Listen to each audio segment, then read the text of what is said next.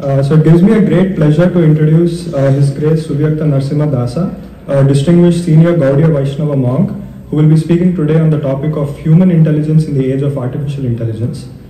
He is currently serving as the president of the Hare Krishna Movement Temple in Chennai. He completed his undergraduate degree in mechanical engineering and later joined the ISKCON Bangalore Monastery in 1999.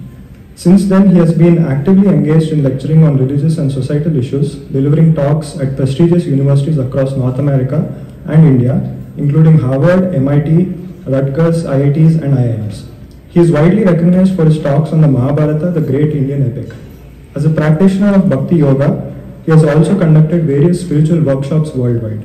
We are honored to have Narasimha Prabhu share his wisdom and expertise with us. And okay, we can now proceed with our program. Thank you.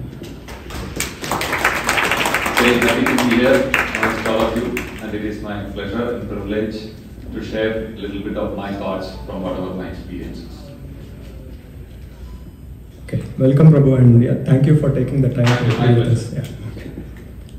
To start off with, Prabhu, can you tell us what exactly is intelligence, and is there anything unique about human intelligence? So I think there are many definitions of intelligences which is there like for us to learn about, but from your perspective, what actually is intelligence? Yes, intelligence has become a hot topic nowadays. What with ChatGPT and AI and all that stuff. So. And we also know that there are several measures of intelligence. One of the most commonly used measures of intelligence is IQ. But with time, now we are also looking at emotional quotient, EQ, spiritual quotient, SQ, etc. And also there have been other multiple theories also. There is I think it was one Gardner who proposed that there are 8 kinds of intelligence, etc. So, there are many things floating around. Without touching all of that, I would like to share with you what the Vedic scriptures speak about intelligence. There is a scripture in the Vedas, which is part of the Vedas, which is called Srimad Bhagavatam. And this Srimad Bhagavatam was compiled, it was written 5,000 years ago. So, a very ancient scripture. So, interestingly, this scripture talks about the body that we all have. And normally, in medical science and in our biology classes and all that, we learn about our body, that it has so many organs and different components like blood, flesh, etc. But the Bhagavatam, what it does is, it looks at the body a little differently. It looks at the whole body as being comprised of 2 components. One is the body which we all see. It is called the gross body. Hands, eyes, ears, etc. And over and above that, the Bhagavatam says there is a subtle body also. So the subtle body comprises mind, intelligence, and the sense of identity. So these 3 also is considered part of the body. Like, when we say subtle body, you can compare the gross body to hardware of a computer, and the subtle body will be something like a software. Just a crude idea, crude example. Now, the Bhagavatam describes what are the characteristics of each of these components, especially of the subtle body. What are the functions of the mind? What are the functions of intelligence? And about the intelligence, a very wonderful analysis is given in the Bhagavatam, and the way it describes intelligence, I would like to share with all of you. It's very interesting with some examples so that we can understand it better. Like all of you are students, you will know in your class there will be all kinds of students. There are the front benches, there are the middle benches, back benches, etc. Isn't it? They are there in every, this kind of classification you can do in any college, any university you go. Now, when the teacher comes to the class, there will be a few students who will always be asking questions. Whenever the teacher teaches any subject, there will be some students who are, always prompt to ask questions, and the teacher will also be very happy to hear the questions and answer them. And those students who are always asking questions, the teacher will mark, oh, this is an intelligent boy or intelligent girl. So what we can understand, the Bhagavatam says, doubting is one of the functions of intelligence. And we all innately know this, isn't it? So one of the functions of intelligence is to doubt. Another function of intelligence is, like for example, if you have some friends in your classroom who can remember very clearly whatever is taught in the classroom, and some of us are like, how many ever times we go and study and revise the subject matters, it doesn't enter our head. But there are some guys who are able to remember everything very quickly. So whenever the teacher asks a question, this will be the first guy to raise his hand. So when you look at a guy whose memory is very sharp, what do you say? This guy is very intelligent. So the Bhagavatam says the second function of intelligence is memory, to remember things. Now, another function of intelligence. Suppose you have a mobile phone and you come across a new app. Many of us will be, when we look at a new app, we will figure out how to use it, how to open it, and use all its features, etc. Some people will be, they will not be able to get around anything. It will be very difficult for them to understand how to use a phone itself. But some guys are so sharp, they will very quickly pick up this one app also, they will use also, and they will hack it also. So these guys, they very quickly grasp things. So this ability to apprehend an object for what it is and to be able to grasp its use and to use it, to put it to full use, is another aspect of intelligence. It's another function of intelligence. Then one more function of intelligence is to give direction. Like for example, if you have to go from one place to another place, we want the directions to go from MIT to somewhere else, or we want to go from Stanford to somewhere else. What we do, we put the Google Maps and we get the directions how to go. So direction essentially means if you want to achieve something, if you want to get some result, you have to go through various steps to come to the final result, isn't it? Suppose you want to get into Stanford. There are many applications, forms, so many criterion that you have to fulfill. There are so many small steps that you need to cover to come to the final goal. Some people, what happens is, they just cannot comprehend, what are all the steps involved in a procedure. And every step will be a surprise for them. But there will be some people who will, once they go through some document which explains all the steps, they very quickly and easily they will be able to fulfill everything and complete everything. So when we look at such people, we say, this guy is so sharp here. I am struggling to figure out how to do this, and this guy in a matter of minutes, he has finished it. So direction is another function of intelligence. And one more function, interestingly, this is the most interesting function of intelligence.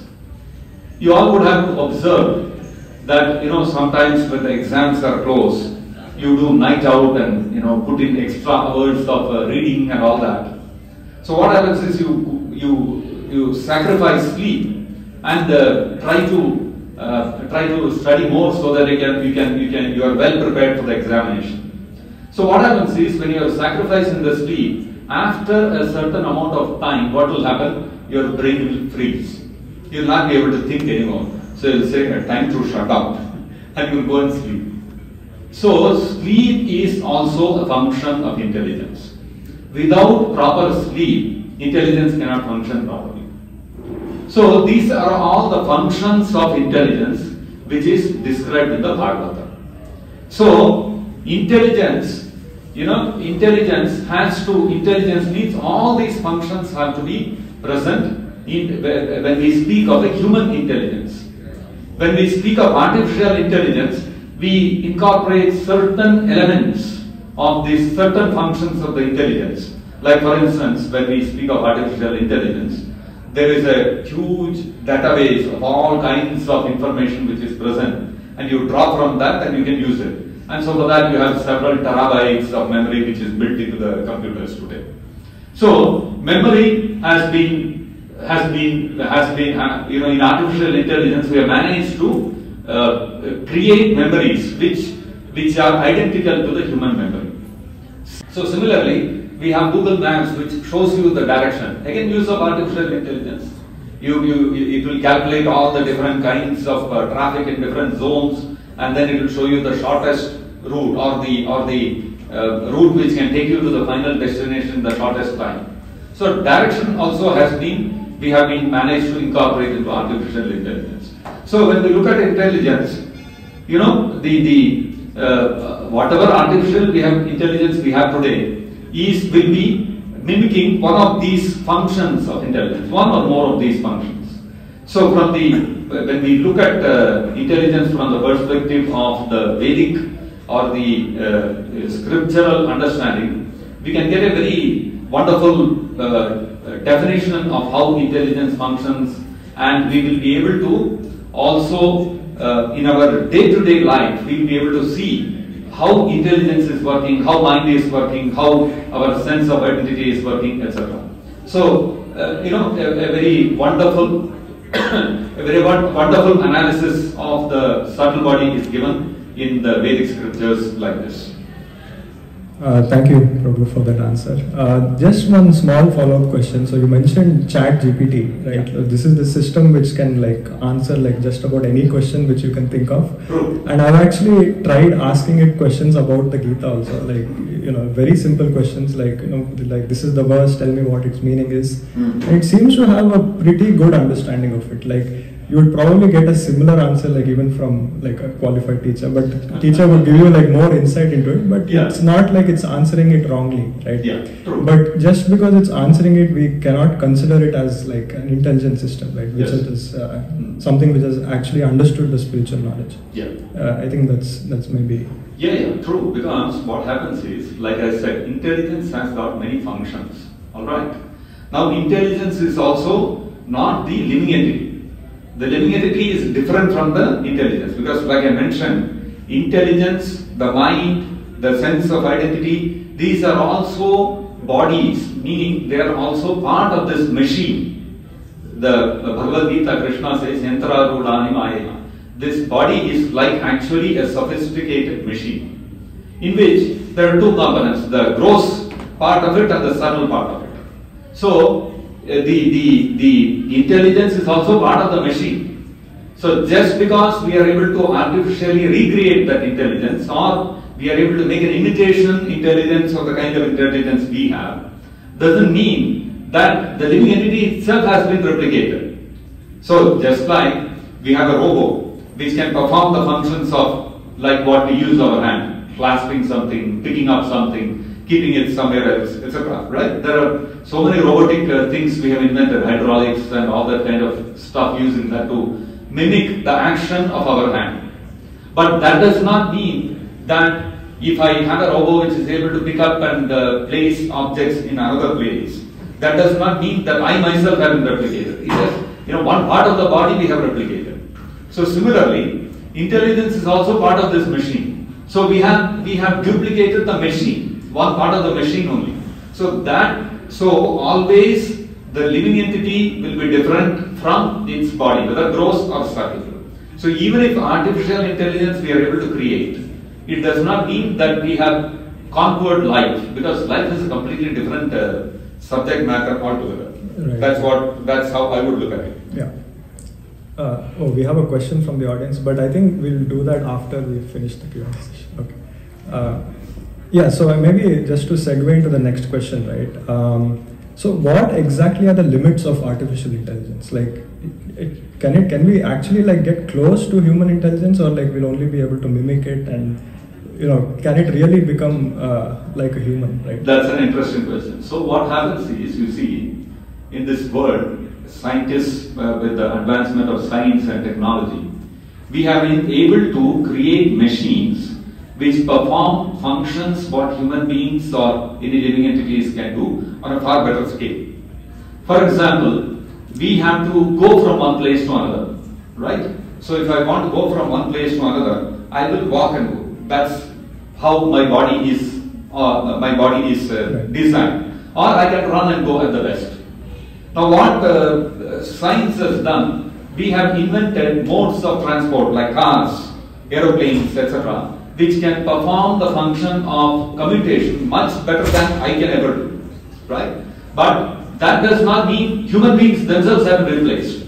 We have invented, we have discovered, we have, technology has managed to develop cars and bikes and all kinds of transport systems. And even aeroplanes which can fly, which human beings cannot do. But that does not mean that the world will be taken over by aeroplanes and cars and all that. Right. Human beings will continue to use them to do our work in a more efficient and in a better way. That's what will happen. Similarly, artificial intelligence also it will help human beings to do whatever their works are in a much better, more efficient manner. So just like in the olden days when we had to do calculations, when we had to work with numbers, we would do it on our fingers, or we had abacus and all those kind of crude instruments with which we could do the calculation. But when later on we invented the calculators, which can calculate much faster, bigger numbers, etc. So human beings have been able to do their work more efficiently. But does not mean calculators have replaced all the accountants and all those people who are doing those calculations. No. They have only helped them to do their work better. So in a similar way, whatever artificial intelligence is coming up with, it will help us to improve our way of working, but to replace human beings with artificial intelligence in the sense that, okay, some jobs people may lose, but they will find other jobs which will be more suited for using the artificial intelligence better in their jobs. But ultimately, replacing humans in the sense that human race itself will be replaced by AI, that's not going to happen. This is not a movie like Terminator where you have a software taking over and all that. That's not going to happen. So all movies and all, it will be fine to look at that. But in reality, that will never happen. I see, yeah. I think I kind of agree with what you say, that like humans cannot be replaced. But one thing which I've been thinking about is, we have actually been shaped by AI in some way, right? Like these AI tools which are out there, which will help you to create images or answer your questions. It's influencing our personality and our intelligence. So how should we should we be careful of this, or what are the ethical considerations we should think about? Okay, you see, what happens is, whenever science comes up with some breakthrough technology or innovation, it will always result in cultural changes in the entire society. Like for instance, before the year, I think 2001 or 2002 or whatever, we did not have smartphones, we did not have tablets, but with the advent of smartphones and tablets and touchscreen mobiles, we are able to communicate with other people, do video calls and such stuff. And with that came the advent of social media. So social media has impacted the way we interact with people, how we make friends. We have more friends virtually than we have live friends. And the way we interact, behave, all those things has influenced in a very big way. So whenever there are breakthrough innovations, it will impact the culture of the people, the way they work, the way they interact with each other. All these things will get impacted. Now, how artificial intelligence is going to impact all these things, that I believe only time will tell us. But we will, every innovation that comes with its positive and negative sides. Nothing is totally bad, nothing is totally positive also. Like for example, when atomic energy was invented, when nuclear energy was invented, the entire ramifications might not have been known to the person who discovered nuclear energy. But what has happened is nuclear energy has benefited so many people with the production of energy, clean energy and those kind of stuff. And at the same time, it has also lent itself to to negative things like creation of the nuclear bomb and the atomic bomb. And there is always the fear, if it falls into wrong hands, it can create great havoc. So similarly, artificial intelligence also, it will have its good uses, but we will have to be very careful. If it falls into the wrong hands, it can create great havoc. But in the hands of good people, people will always come up with good uses for it, which will benefit humankind. So, to be more specific, like in what ways do you think like AI can help enhance human intelligence? Well, like we have already seen, like you mentioned, now, all of you don't have to do your homework. It's much easier for all of you. I'm just joking. But if you look at all the functions that human beings would have to struggle and put in a lot of effort to do, it will ease all those activities. By that, what's happening is time will get saved. You'll be able to come up with much better, output. And this will naturally improve the efficiency of the people. There are multiple benefits like that. I'm sure, as we go along, we'll be able to understand more about AI and how, in what all ways we'll be able to use AI for the betterment of society. I think that's something which we have to keep for the future. Right. But maybe for the spiritual process itself, like is there something we can get from like these AI tools? Oh yeah. So like you said, if you, spiritual knowledge is something which is not so easily obtainable. Unlike somehow that's due to our misfortune, we can say that all other branches of knowledge it is very easy to obtain, isn't it? You go to a Google and you search something, you get so much information which you can take out, and there are so many universities teaching the right kind of knowledge. You can go and obtain your knowledge from any of these universities. I mean, it is very easy. If you want to become an engineer, you know which college to go, you know which books to study, and all that information is available very easily. But when it comes to spiritual knowledge, it is not like that. Why? Because spiritual knowledge, unlike the other spheres of knowledge, has not been standardized. You see, if you come to Stanford University, or you go to some university in India, or you go to some university in any other part of the world, the knowledge that will be taught will be more or less the same. Like, it's not that if you come to Stanford, you will be taught the value of G is 9.81 meters per second square. And when you go to India, they'll say G is 15.72. That's not going to happen, right? Because this knowledge has been standardized. And so across the world, every university teaches you the same, more or less the same aspects of that knowledge. The teaching methodology may differ, the depth of that knowledge may differ, but the fundamentals will always be the same. But in spiritual knowledge, unfortunately, what we have is people are ignorant of the standard of spiritual knowledge, how to assess where we are getting the authentic knowledge. And there are too many people out in the market who want to calm the people.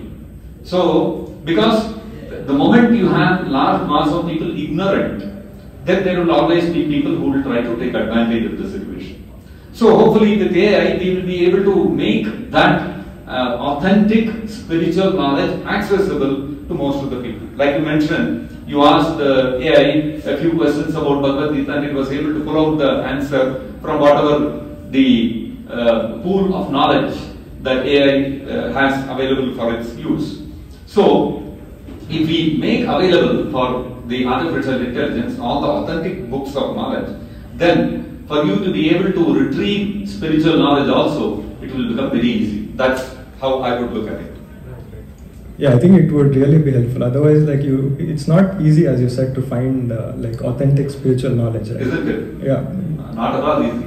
Yeah, you need to have a community, you need to go to the right teacher and ask questions and all that. Yes. So and more often than not, you will end up in the wrong place, and there are a lot of people who will misguide. All these issues are there. Right. So the standardization which we can do with AI, to compress that knowledge into one system. Exactly. That's the great scope which is available for disseminating spiritual knowledge to benefit the public at large. Right. Yeah, I have one last question. Like, this is about your personal spiritual journey. So I think you have a mechanical engineering and like a scientific background. Yeah, that's right. So, and like the way I think about scientists is they're sort of trying to prove that matter can create spirit. You know, like that is their whole endeavor, right? Even AI also, like people believe that like they can actually become like sentient beings, right? But somehow, like, how did you feel that, oh, I should not really do that, and like I should like move to the spiritual process, like? Yeah, okay. Actually, you know, I would like to, before I go to the personal aspect, I would like to touch upon one of the points which you said about, you know, how sentient beings can be created by, with the help of artificial intelligence. So we have to understand, like I mentioned, there are so many functions of intelligence, like that there are functions of the mind also. And because it is part of the body, the subtle and the gross body, it may be possible to make something which will function better than the way a human intelligence and a human mind works. It is possible. Just like I gave the example of how if we have to have the mode of transport, we have discovered and invented modes of transport far more efficient than human beings. If you look at calculators, they can calculate much better than human beings. If you ask a human being a big number and try and ask him to multiply two big numbers, he will, you know, he will not be able to do it very efficiently. But a calculator can do it in seconds. So, all human functions of the body, whether subtle or gross, we can create machines which can do it better. That's actually okay. But then there is one aspect of ourselves which it is not possible to materially recreate, which is consciousness. And consciousness is what differentiates us from matter, from machines. Machines cannot be conscious. Like for example, I have an eye with which I look at the world. Now we can make a very wonderful camera which works far better than my eye to capture images.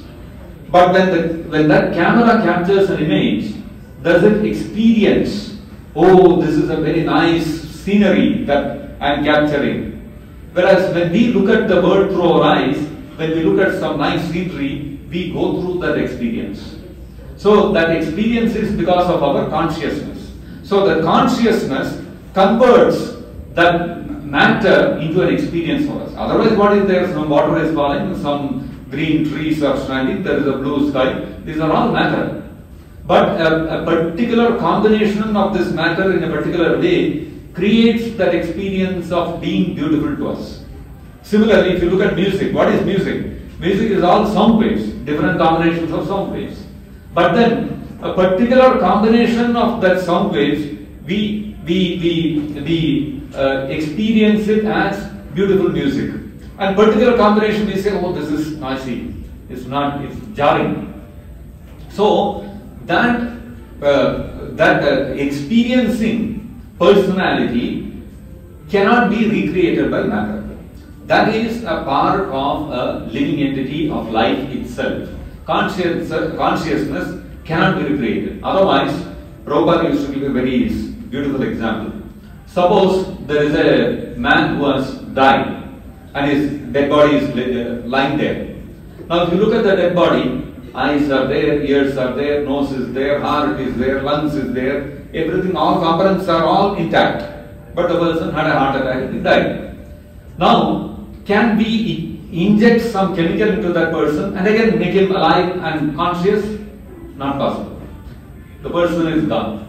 So when the person is dead, we say he has left us, he is no more with us. So what is no more with us? The entire body is there, all the different parts of the human body, the machine of the human body is all there. Eyes are there, ears are there, all the organs are there, but we cannot say that the person is there. So we know very well that the person has left. So what has left? That is the living entity or the soul, which when it is conscious, it makes the body active. Similarly, even artificial intelligence also, even our own human intelligence also, intelligence may be there, but there is a person required to make that intelligent function. Similarly, artificial intelligence has also been created by a human being. It did not create itself, right? So, the consciousness of a person can never be recreated or created or mimicked. It is not possible. We can mimic the functions of the body, whether the gross body or the subtle body, whether it is the mind, intelligence, even emoting, which is a function of the mind, all that we can mimic. But you cannot make a conscious living entity, not possible. So that's the essential difference between spirit and matter, which we have to be very clear about. So, as far as my background is concerned, although I studied mechanical engineering, the way I look at it is, more than studying mechanical aspects of engineering, the study of engineering, it gives us a certain way of looking at life, way of approaching different aspects of life, which is primarily, as we all know, engineers are problem solvers. They tend to look at the world in a very logical way, trying to understand what is the law behind this, the law of thermodynamics, the law of buoyancy, this law, the law of dynamics, all kinds of laws we study. So, what interested me about spiritual life when I read the Bhagavad Gita written by Srila Prabhupada was the very logical way in which things about life are explained. In our engineering universities, in the colleges, we are all taught about how this world around us functions. But we are not taught about ourselves. So, the whole spiritual subject matter, especially of the Bhagavad Gita, is concerned with the engineer himself. Who he is, what are the laws behind the working of the human being? What are the laws which are working, which are making us undergo the problems of birth, death, disease and old age? Why there is distress in some people's lives?